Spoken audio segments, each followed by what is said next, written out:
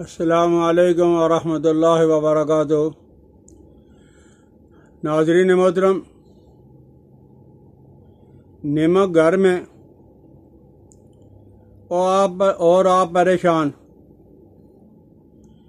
یعنی نمک کے گھر میں ہوتے ہوئے انسان کو پریشان نہیں ہونا چاہیے۔ یہ نمک اللہ کی نعمتوں میں ایک بہت بڑی نعمت ہے، لیکن یہ بات ذہن میں رہے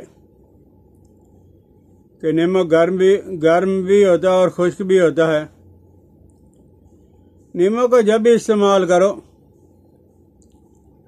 تو اعتدال کے ساتھ، میانہ روی کے ساتھ، تھوڑی مقدار کے اندر، جیسے کہتے ہیں نا کہ آٹے میں نمک، ایک مثال مشہور ہے، یعنی بہت کم مقدار میں، تو یہ استعمال کرنے سے، اگر آپ ہلکا استعمال کرو گے تھوڑی مقدار میں، تو یہ کاسر ریاح ہے، ہوا کو خارج کرتا ہے۔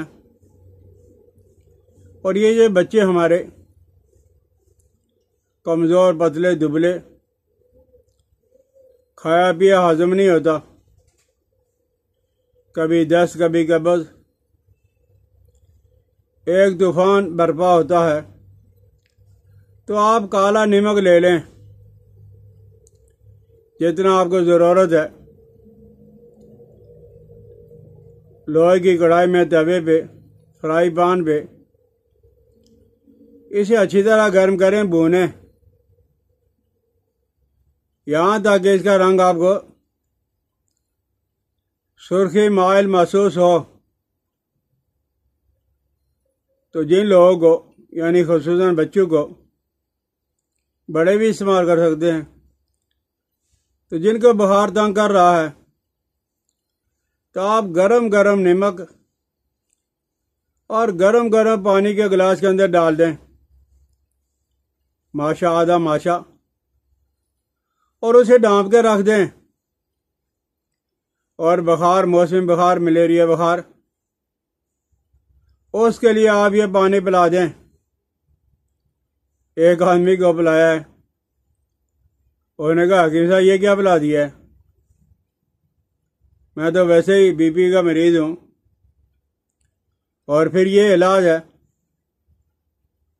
چلا گیا، دوسرے دن آیا، حکیم صاحب جو کل پلایا تھا وہی دوبارہ پلاؤ۔ تو یہ جو بخاروں کے لیے، پیٹ کو صاف کرنے کے لیے،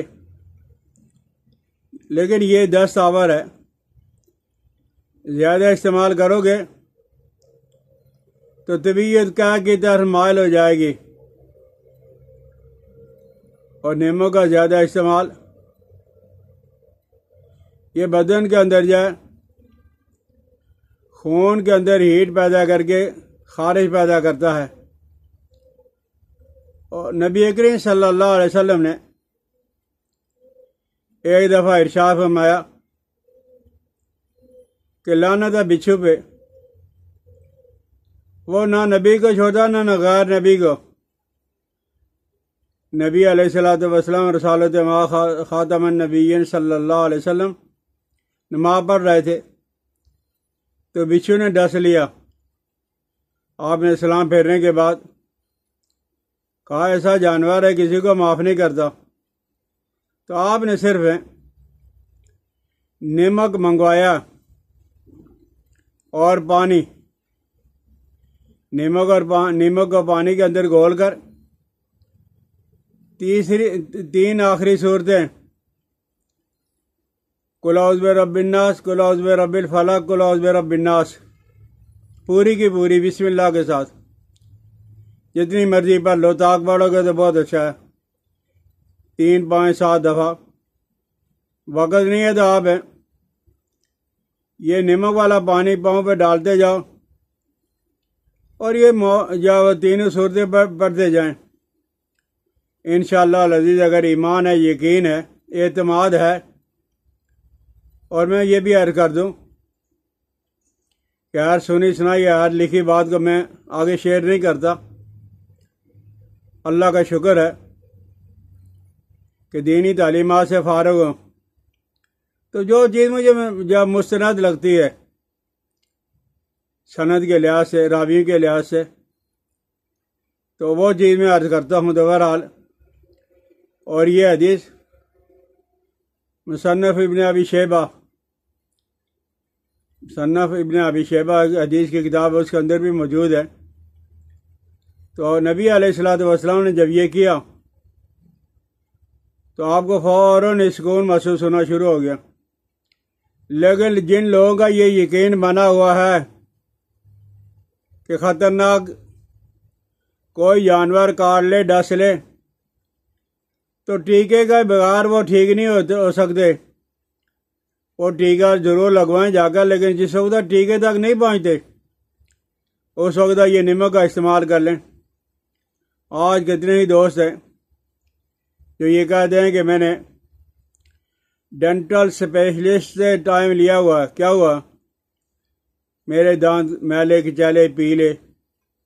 آپ ایسا کریں کہ کیلا لے لیں اور اس میں نمک ڈالیں اور اسے اچھی طرح آپس کے اندر مکس کریں، گھوٹیں۔ جب یہ لئی سی بن جائے گی، لیپ سا بن جائے گا، تو برش کے ساتھ جب وہ دانتوں کو صاف کریں، آج دانتوں کو کیلا کے ساتھ صاف کر لیں، کل آپ جب ڈینٹل اسپیشلسٹ کے پاس چلا جانا، لیکن آئیے آپ یہ کر لیں، نرم کیلا ہو اور نمک ہو، تو آپ جب وہ اسے، اور نمک جو ہے